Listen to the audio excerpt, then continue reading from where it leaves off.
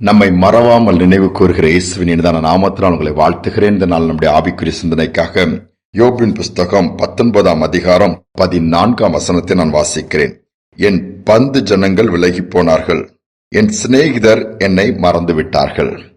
யோபு பக்தனுடைய வாழ்க்கையை மாறி கஷ்டப்பட்ட மனிதர்கள் யாரும் இருக்க முடியாது. நீதிமான், உத்தமமா இருக்கிறார், உண்மையாக இருக்கிறார். ஆண்டவரே யோபுவை குறித்து சாட்சி கொடுக்கிறார். அப்படிப்பட்ட ஒரு மனிதனை பூமியில பார்க்க முடியாது. அவ்வளவு நல்ல மனிதர் என்று சொல்லி அவள் வாழ்க்கையில ஒரே நாள் எல்லாவற்றையும் இழக்கிற 10 பிள்ளைகளும் ஒரே நாள் மறிக்கிறார்கள். பாருங்கள், கொஞ்சம் கற்பனை பண்ணி பாருங்களேன், எவ்வளவு கஷ்டமா இருக்கும்.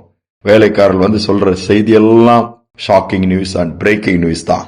ஆடு மாடு ஒட்டகம் கழுதைகள் எல்லாத்தையும் சொத்து எல்லாத்தையும் இழந்து விடுகிறார். சரீர சுகத்தை இழந்து விடுகிறார். மனைவியும் தூசிச்சுட்டு போயான்னு சொல்லிட்டு விட்டுட்டு போயிருந்தாங்க. சரீரம் எல்லாம் வியாதிகள், பருக்கள், வீட்டை விட்டு ஓரமா தெரு ஓரத்துக்கு உருக்கலைந்து யோபு பார்க்க யோபு மாதிரியே தெரியவில்லை. எலும்பு தோலுமாய் ஜீவன் மட்டும் ஒட்டிட்டு இருக்குதுன்னு சொல்லிட்டு ஓரமா உட்கார்ந்து இருக்கிறாரு. அவரை கண்ட அந்த ஊரே எழுந்து நின்று மரியாதை கொடுக்கும். இன்னைக்கு அற்பமா அலட்சியம் பண்ணி எண்ணப்படுகிற ஒரு நிலைமை. யோசித்து பாருங்கள். அந்த நிலைமையில தான் சொல்லுகிறேன், பந்து ஜனங்கள் எல்லாம் என்னை பார்த்து விலகி போயிட்டாங்க. ஒரு காலத்துல எவ்வளவு வசதியா இருந்த என்னை தேடி வந்தாங்க. என்னை குறிச்சு அநேகர் பேசி அன்பா பேசுவாங்க, பெருமையா பாரு என்னுடைய சொந்தக்காரர் தான் யோபு, எவ்வளவு வசதியா இருக்கார் பாருங்கலாம் பேசினாங்க. இன்னைக்கு எல்லாரும் சிநேகிதர்கள், நல்ல நண்பர்கள் கூட என்னை மறந்து தூரமா போயிட்டாங்க. நீ பணம் இருக்கும்போது, வசதி இருக்கும்போது எல்லாரும் தேடி வருவாங்க, உறவு பாராட்டுவாங்க. ஒன்னு இல்லாம தெருவுக்கு வரும்போது விலகிதான் போவாங்க. அதுதான் உலகம். ஆனால் ஆண்டவர் அப்படி கிடையாது. அவர் மறப்பதில்லை. தாவீது சொல்லுவான், சிறுமையும் எளிமையுமானவர் கர்த்தரோ என் மேல் நினைவா இருக்கிறார். ஒருவேளை நீங்கள் மற்றவர்களால் மறக்கப்பட்டு விட்டீங்களா? மற்றவங்க எங்களை தேடல, எங்களை யாருமே புரிஞ்சுக்கல, எல்லாராலும் கைவிடப்பட்டு ஒதுக்கப்பட்ட நிலைமையில இருக்கீங்களா? அப்படியே சூழலை தொடர்வதில்லை.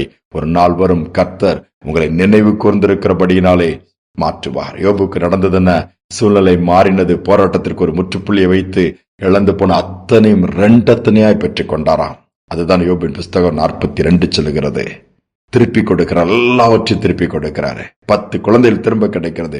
திட்டி விட்டு போன மனைவி திரும்பி வருகிறார். 10 குழந்தை பெற்றெடுத்து யோசித்து பாருங்கள், அத்தனை அழகாம் வேதத்தில் அவருடைய பெயர்கள் இருக்கிறது. சூழ்நிலையை மாற்றுவார். ஒரு சமயம் கணவனும் மனைவியும் உட்கார்ந்து பேசிக் கொண்டிருந்தார்களாம். எல்லா வீட்டிலும் பேசுகிறது போலதான். அந்த மனைவி சொன்னாங்களாம், நீங்க திடீர்னு இன்னைக்கு போன் பண்ணாங்க, யாருமான்னு சொல்லி அவர் கேட்கிறாரு. அவங்கதான் நமக்கு தூரத்து சொந்தம் சொல்லிங்க, இதெல்லாம் அடிக்கடி பேசுவாங்க, அப்படியே விட்டுட்டாங்க. தேவைப்படும் போது தாங்க நம்மளை தேடுறாங்க, மற்றபடி கண்டுக்கே செய்யறாங்க. நம்மளை தேடுறதே கிடையாது. ஒரு போன் பண்ணி எப்படி இருக்கீங்கன்னு விசாரிக்கிறது கிடையாது, எட்டி பார்க்கறது கிடையாது. இன்னைக்கு நல்லா வசதியாயிட்டாங்க, அதனால நம்ம தேடுறதுல அப்படிதானு சொல்லிட்டு ரொம்ப வருத்தப்பட்டு இந்த மனைவி தன்னுடைய கணவன்கிட்ட புலம்பிட்டு இருந்தாங்களாம். கணவன் சொன்னாரா, ஏமா நீ அப்படி பாக்குறானாரா? என்னங்க இவ்வளவு நாள் எங்கெங்க போனாங்க? இவ்வளவு நாள் ஒரு போன் கால் உண்டா, ஒரு மெசேஜ் உண்டா, வாட்ஸ்அப்ல ஏதாவது ஒண்ணு பண்ணாங்களா?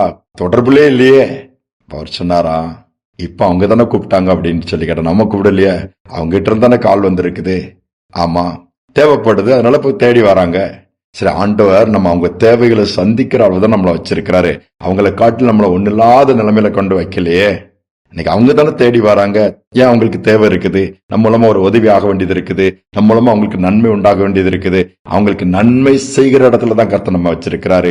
அவங்கள நம்ம தேடி போற அளவுல, அவங்கள கால் பண்ணி எனக்கு உதவி வேணும்னு கேட்கிற அளவுக்கு வைக்கலையே. இப்படி பாரு, போனே பண்ணல, அவங்க என்கிட்ட பேசவே இல்லை, தேடவே இல்லைன்னு சொல்லி புலம்பி நீ யோசிக்கிற. இப்படி சிந்தித்து பாருன்னு சொல்லும் போது, ஆமாங்க, அதுதாங்க உண்மை.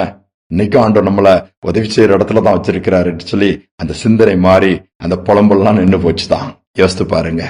நாமளும் அப்படித்தானே, யாராவது ரொம்ப நாளைக்கு பிறகு போன் பண்ணுவாங்க, போன் எடுக்க கூட சில பேர் யோசிப்பாங்க, ஆமா இப்ப எதுக்கு கூப்பிடுறாங்க, அவங்களுக்கு எல்லாம் நன்றி கிடையாது, அவங்களுக்கு எல்லாம் அது கிடையாது. இன்னைக்கும் உதவி செய்யற இடத்துல உங்களை வச்சிருக்கிறாரு, அதனாலதான் உங்களுக்கு தேடி வராங்க. இந்த சூழ்நிலையில பாருங்க, கர்த்தர் நம்மளை நடத்துவாரு. எந்த விதத்துல அவர் மறக்கவே இல்லை. மனிதர்கள் மறக்கலாம், கர்த்தர் மறக்கவே இல்லை. இன்றும் நினைவா இருக்கிறார். நாம அந்த ஆண்டவர் மேல் நினைவா இருக்கிறோமா? அவரே முன்பாக வைத்து அவரே நினைப்போம். அவர் மறவாமல் நம்ம நினைக்கிறவர்.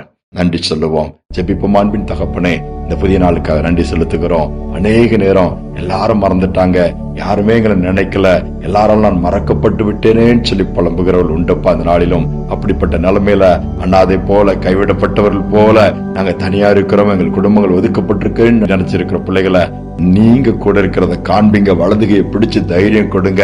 நான் உன்னை மறப்பதில்லைன்னு சொல்லுங்க. நான் உன்னை எப்படி மறப்பேன்? ஸ்திரியானவள் தன் கற்பத்தின் பிள்ளைக்கு இறங்காமல் தன் பாலகனை மறப்பாளோ?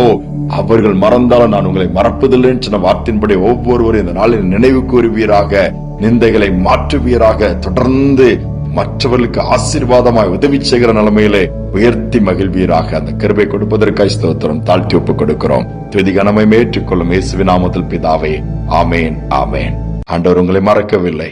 மனிதர்கள் உங்களை மறந்து விட்டார்கள் என்று சொல்லி அவர்களை புலம்ப வேண்டாம். ஆண்டவர் நம்மை நினைவா இருக்கிறபடியினாலே மற்றவர்களுக்கு நாம் நன்மை செய்கிற அளவிலே கர்த்தர் உயர்த்தி வைப்பார். சிந்தனையோடு நாளை தொடருவோம். மீண்டும் நாளை தினம் சந்திப்போம்.